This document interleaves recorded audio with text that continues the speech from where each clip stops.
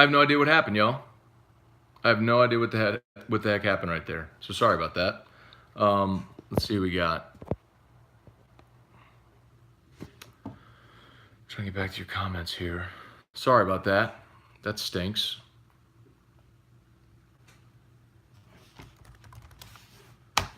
I was Cajun Marine phone call. No phone call. I don't know what happened. We just kind of died there. I don't know what happened with that. Anyway, so are we back on the original feed, or is this a new feed that you're on? Someone let me know here, please. If you're watching on the original feed or if we're on a new feed. A new one. Okay. All right. I don't know what happened with that. That sucks. Sorry about that. I was over there to see, it still shows my other one's live. YouTube is showing my other one is live. Hey, by the way, another random question here. Are y'all getting ads, like pre-roll ads on my YouTube now? Make me a moderator. Why would I make you a moderator? I don't even know how to do that. Oh, nice. Oh, good. I can see the comments here now because I opened up the chat on. There we go. There we go. There we go. Yay. Okay. Okay, by the way, so here's the thing.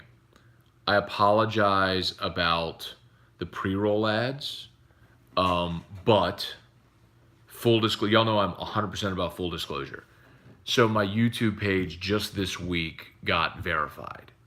And to get verified, you have to have X amount of subscribers and so many like cumulative watch hours on YouTube for your page to get verified. When your page is verified, then you can set it up for monetization. So with the pre-rolls and stuff, I get paid on all that. So that's why those are running now. And they weren't before. So I apologize for it if that sucks completely. If you would just do me a solid and be patient with that, that would be cool. I'd appreciate it. So anyway, man, what happened to our crew, man? They all went away. Doggone. Anyway, Marilock, no apologies, make that money. No, it's look, it's. I know pre-rolls bother some people. I get it.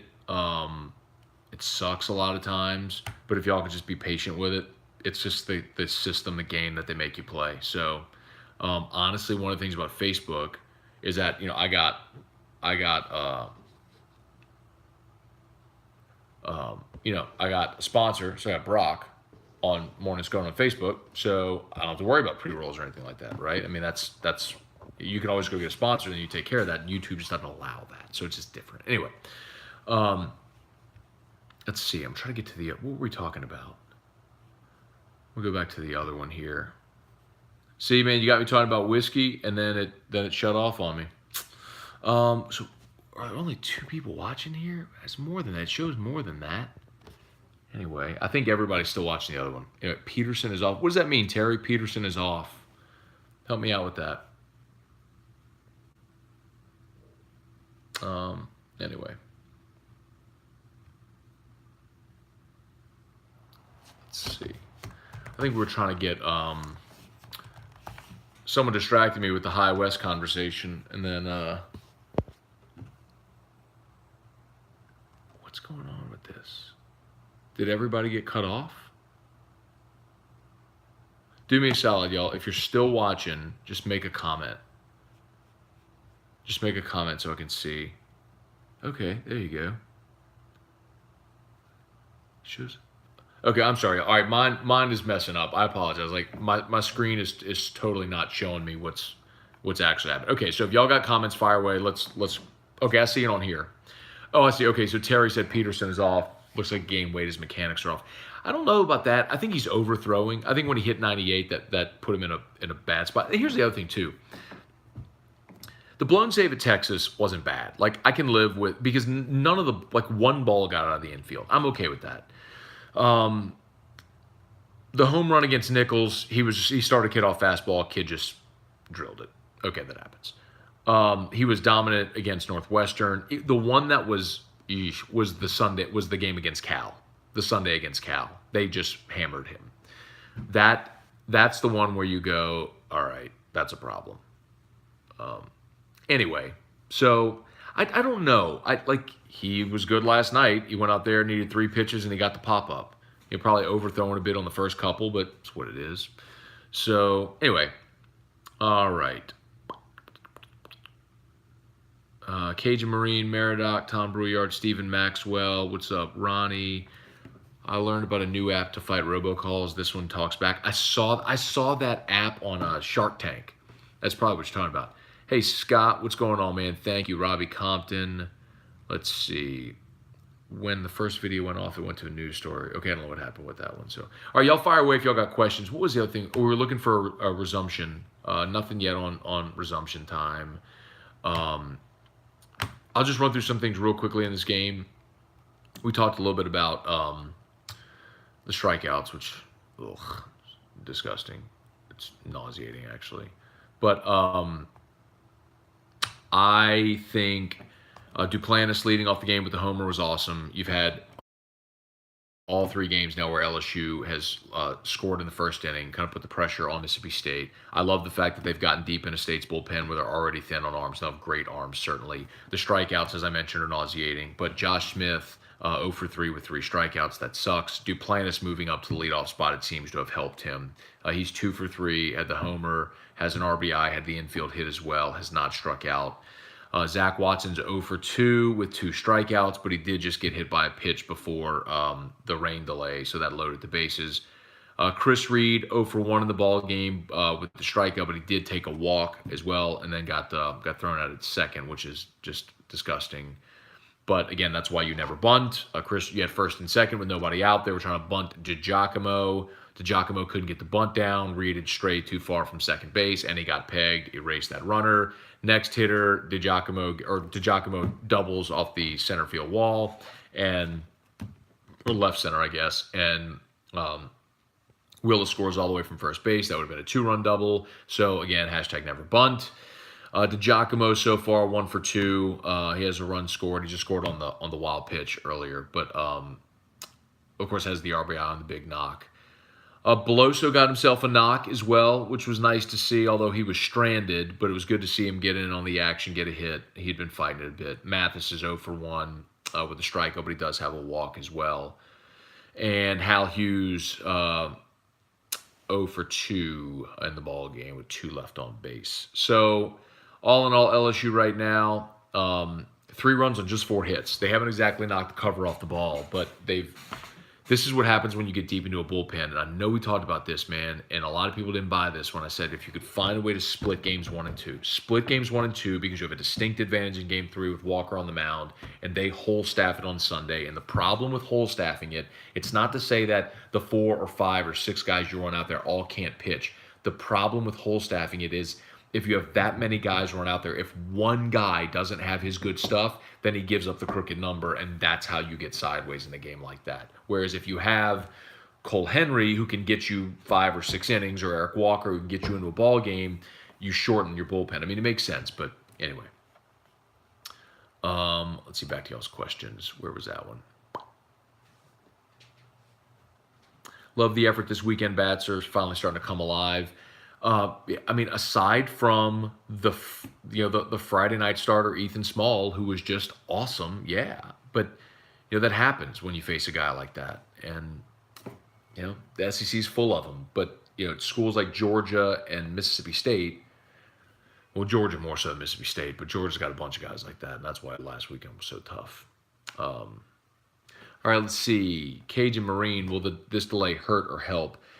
So I think there's pros and cons. I think the help, so you got the bases loaded now with Reed at the plate, who, in the midweek against Nichols hadn't swung a bat all week, just took the bat off his shoulder, went out there and knocked one into left field for the game tying hit. This is an opportunity with Reed coming up to blow the game open.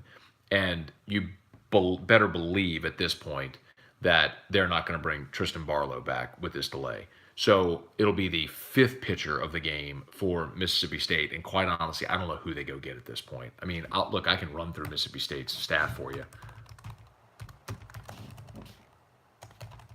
and tell you what they have, because their best guys out of the bullpen are Barlow, who's not going to come back, Cole Gordon, who pitched on Thursday. I don't know if they'll bring Cole Gordon back today. And then Riley Self, who pitched last night, so he's not coming back. Hang on, here you go. I'm going to tell you who else they have in their bullpen. Just to illustrate, like, statistically, who they have left.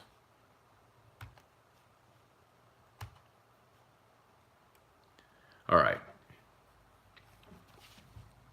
So, so Jack Egan's already pitched. Tristan Barlow's pitched. Tyler Spring. Riley Self, we mentioned, don't think he's coming back.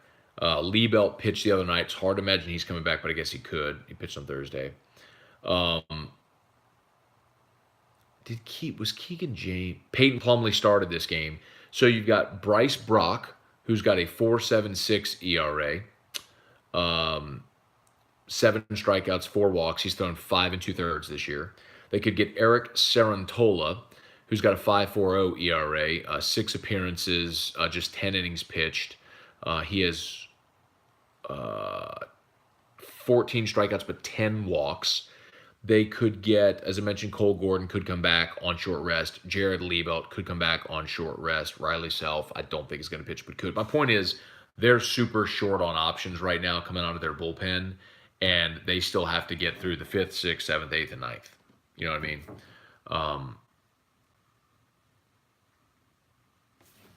And there's 1 out in the 5th, correct? Yeah, there's 1 out in the 5th. So they got to get 13 outs. They got to somehow record 13 outs without giving up another avalanche of offense, which may come right here with Chris Reed at the plate. So the question was, will the delay hurt or help? I mean, from there, it helps. Where it hurts is Eric Walker's not coming back after this delay. So now you've got to go get 15 outs as well. You got to get 5th, 6th, 7th, 8th, and 9th, right? Yeah, you got to go get 15 outs. So you have Walker, you have Beck, and you have Peterson, but the same thing holds true with them circling through relievers as opposed to LSU. If you keep running guys out there, if one guy has a bad day, that's tough. This is why the other day with Vetmeyer going 3 2/3 after Hess and finishing the game was massive. And same thing for Fontenot last night, because it saved all of the arms for today.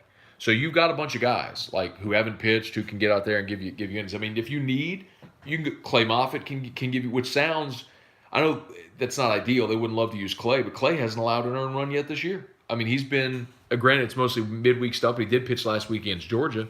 But, I mean, Clay Moffitt could get out there and get you outs. At least he's throwing the ball over the plate. He's got an ERA of 0. I don't think you want to get to anybody else. I don't think you want to run Aaron George out there, who seems like he'd be the only other option, but I don't think you want to do that at this point. Let's see, Terry, Ducote, Josh Smith is not seeing the ball. He's fighting it hard. Seems very, very frustrated. He's pressing for sure. And I like having him in the 2-hole because you're more likely to see fastballs in the 2-hole. And he's swung and missed a lot of off-speed pitches as well. So, hey, by the way, if y'all saw this link on Twitter, do me a solid and retweet it. I'd appreciate it. Jesus, any concerns over our fielding? We haven't been as clean on defense as years past. That's true, but you got to also keep in mind, you got a new first baseman, and you've rotated guys at first base. None are true first baseman. Smith is back at short, and he's been fantastic. Like, can we all acknowledge Josh Smith is playing an All-America caliber shortstop defensively? Like, that's the thing about Smith. Even though at the plate this weekend it's been brutal, defensively he has been spectacular. I mean, Kyle Peterson was fawning over Josh Smith defensively the first couple of days, and justifiably so. He's been awesome. So at least he's not taking the bat into the field with him as well. I think you've been fine at second and at third. I think Reed's been fine at third. And your outfield is spectacular with Watson and Duplantis. Now, Watson, I know they gave Mangum a triple yesterday, but that ball went off of Watson's glove. I don't know how you give him a triple. I'm not saying it's an easy play, but he's back on the warning track and it hit his glove. I mean, the ball hit his glove. Like, that needs to be an out for a collegiate, a major Division I outfielder who's a professional prospect. Anyway, but then catcher. I mean, throwing guys out behind the plate's been an issue. But got one today. Mathis pegged one today. Let's see, Stephen Maxwell. Bases loaded. If we can get a couple runs after the delay, we'll obviously have great chances to take the series. Pitching's been very good, especially Walker. Yeah, again, I don't think Walker's coming back, but you've got to go get runs here. Bases loaded, one out. I mean, this is Reed. He cannot strike out and cannot ground into a double play. Anything other than that is going to get a run home. Now, State's probably going to play with the infield in. So if he hits a ball on the ground, they could come home and cut down the run. But basically anything else, you're getting at least a run home here. Let's see. But actually, watch for this, though. Coming out of a rain delay, as good of an eye as Chris Reed has, and as tight of a situation as it is with the bases loaded, see if he doesn't walk in a run here.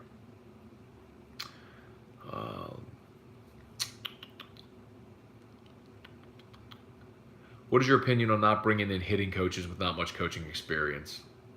Sure, they have played the game, but I don't see the upside. Terry, it feels like you're trolling me. I've talked about that so much. We talked a bunch yesterday with Terrio about the hitting coach situation. I would encourage you to go listen to his comments on it. Cliff's notes is the whole hitting coach conversation is completely overrated. Here's what I would say to you, Terry. Can you name any other hitting coach in the SEC? Name me one. Name me one. Probably can't. So, point is, man, I understand the frustration, I do, but Ochinko's getting scapegoated, and before that, Gibbs was getting scapegoated, and before that, Hobby was getting scapegoated. And I think it's just a general recognition that, or a lack of recognition that hitting is very hard.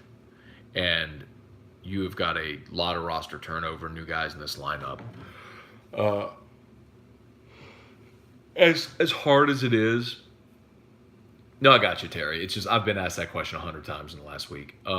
As hard as it is, you just have to be patient in baseball. You just got to let a season play out. Like you cannot, if you emotionally have a reaction to one baseball game like you would with a football game, you will drive yourself insane. Because, I mean, just think about how ridiculous it seems right now. Like, think about this for a second. Think about how ridiculous it seems that there were people, like whatever your feeling was Thursday night when LSU lost, there were people like, fire the coach, season sucks, they stink, they'll be lucky if they go to the postseason, blah, blah, blah. Like after Thursday. They dominate the game on Friday, probably their best game of the whole season. Now they're winning on Sunday. They're 15 outs away from taking a road series against the number 2 team in the country that came into this weekend with the best staff ERA in the SEC. Or 5th best ERA, best batting average in the SEC. Like, how foolish does it look now to have had all of those comments on Thursday after the loss? It's just, you got to let it play out. I mean, as hard as that is, you got to let it. And so my point, big picture with the hitting coaches is, what if at the end of the season, collectively as a team, they end up batting .303 and they're in Omaha? I mean, these last 2 weeks were brutal. These are two of, if not the 2 best pitching staffs in the SEC with Georgia and Mississippi State. So it was going to be tough to score runs, especially off of guys like, Emerson Hancock and Ethan Small. They're aces. It's tough, But